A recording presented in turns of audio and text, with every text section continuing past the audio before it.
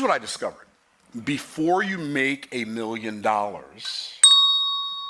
it feels so hard that it seems almost impossible. I'm gonna say that again. Before you make $1 million, before you make your first $1 million, $1 million in a year, $1 million in a month, $1 million in a week, $1 million in a day, whatever. Before you make your first $1 million, it seems so difficult that it feels almost impossible. And so what most people do, they take how it seems, they take how it feels, and then they abandon the objective, right? They're like, it's so hard, I'll just go ahead and keep making 40,000, right? Okay. I submit to you, and I'm gonna show you here today in this video, how to use your mind to change your life, or what I call mind over millions. Either in your mind, millions are bigger than your mind, or in your mind is bigger than millions. I'm gonna show you how to make your mind bigger than the millions, because it already is. You don't have to make it that way, you just have to become aware of the fact that it already is. And I've got a client, I'm not gonna tell you her name, but I was just coaching her literally last week. I think it was last week or the week before. And she came to a training. She's a very high level client. She just recently bought one of our $350,000 coaching programs, and then she bought another $25,000 coaching program, and she's at that training. I'm teaching her stuff, and she's got an event coming up, and I'm like, okay, this is what you do. You offer this offer. Well, how much? She's like, I don't know, but in order for me to make it worth my while, I'd have to charge $150,000, and I don't want people to feel like that I think I'm better than them. And she had all this internal conflict going on. I'm like, okay, so what we'll do, we'll sit down and we'll have a conversation after the event's over. Cool. So we sat down and had a conversation. She said, okay, these are all of my resistances. So the reason she told me these are all my resistances is because at the event I said, here's the reality. What you resist persists, and what you embrace becomes grace, and grace is a gift. So what happens is, what God intends for a lot of us to be a gift that we receive, it's actually a friction that persists because we continue to resist it. Are y'all tracking? And so I said, okay, so I answered, okay, this is what you do about this one, this is what you do about this one, this is what you do about this one, this is what you do about this one, this is what you do about this one. And she invited me to come speak at her event, and so when I was speaking at her event, she didn't know I was going to do this. But I told her people, I said, look, here's the deal. The movement that Annie is starting is so powerful and it's so important that she cannot do it by herself. There are some of you in this room who've been sent here to be a part of her mission. She has a premium offer for you, but she's very uncomfortable about making it to you because she doesn't want you to feel like she feels like she's better than you. I'm not going to be here for the rest of the week, but y'all are. Do not let her off the hook. Make her give you that offer. And I said, I'm not looking at her right now while I'm saying this. I'm just telling y'all, don't let her off the hook. And so they kept, what's the offer, Andy? What's the offer? What's the offer? What's the offer? What's the offer? What's the offer? What's the offer? And finally, she just said, okay, the offer's $150,000. 7 people bought it. She had her first $1 million day ever. Now, why did I tell you that story? Because something like that is going on inside of you, and maybe it's not $1 million day, maybe it's $1 million year. Maybe it's $1 million business. But something, you have an internal conflict going on right now. It is not something outside of you that's stopping you from the objectives that you set for yourself. It's something inside of you. How do I know that? Well, there are 2 types of factors. There are contributing factors and there are determining factors. We can always tell the difference because contributing factors are all outside of us. Determining factors are all inside of us. See, you say, Myron, you don't understand. Racism won't let me. No. Racism is outside of you. It cannot stop you. It might be able to slow you down, but it can't stop you. Myron, I'm a woman in a man's world. No. It can't stop you. It might slow you down, but it can't stop you.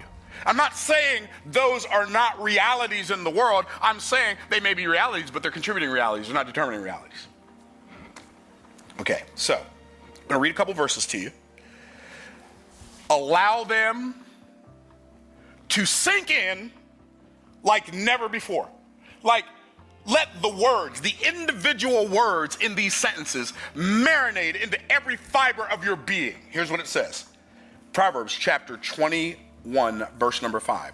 The thoughts of the diligent, the thoughts of the diligent tend only, write only in all capital letters, please.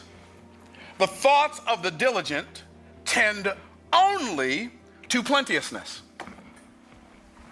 I'm going to just stop right there. Let me ask you a question.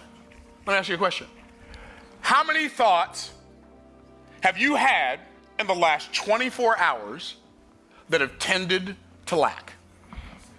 Is that a good question? How many thoughts have you had? Now, I ain't talking about this month. I ain't talking about this year. I ain't talking about the last decade. The last 24 hours. How many worried, anxious, what if it doesn't work? What if I run out of this? What if I don't have enough for that? And all that mind chatter. How many of those thoughts of lack have you had? Because it says the thoughts of the what? Diligent tend only to plenteousness. So let me ask you a question. Does that seem to mean or imply? I'm not telling you, I'm asking you. You use your brain. Mine's busy right now. Does that seem to suggest or imply that if your mind is not tending to plenteousness, that maybe you're not diligent? And we didn't like that, did we? Myron, you don't know how hard I work. Oh, I do know how hard you work. But here's what I discovered a long time ago. People will maintain a level of blood, sweat, and tears, physical diligence, so they don't have to stop long enough and make their brain sweat and think about how to be more mentally diligent so they don't have to be as physically diligent. You're working your body into the grave because you refuse to work your mind. Is that a possibility? I ain't saying it's the case. Hey, you know what? I'm asking the question. Y'all the ones with the answers. I just got questions today. Hey, is it possible that maybe the reason you're where you are is because when it comes time for you to make a decision that could change the destiny of your family, I got chills when I said that your thoughts tend so much to lack that you just assume that that's the way things are, not because that's the way things are, but because that's the way you are. Because we don't see things as they are. We see things as we are. Are you looking at a situation and assigning a level of difficulty to it before you even endeavor to do it, and then letting yourself off the hook because it just ain't my time yet? No, that's not what God intended for me. That's for other people. I mean, what are the words that you say to yourself that excuse you from thinking about a solution to that thing you're facing that's opposing you? What are the words you use? Because I didn't put it in there. It was in my Bible when I got up this morning. Here's what it says. Just in case somebody missed the reference. Proverbs 21:5. Oh, that ain't even the whole verse. This is just the first half. The thoughts of the diligent tend only to plenteousness. Only. Let me ask you a question. When was the last time you thought about something with two possible outcomes and only allowed yourself to entertain the plentiful outcome? Anybody picking up what I'm putting down? Yeah. So one of the things, I've said this many times, one of the things I've learned and I'm learning to do, I'm not going to pretend that I have it down, but I got it fairly dialed in. I only allow myself to entertain outcomes that empower me, that I desire. I don't allow myself to entertain as a possibility an outcome that's undesirable to me.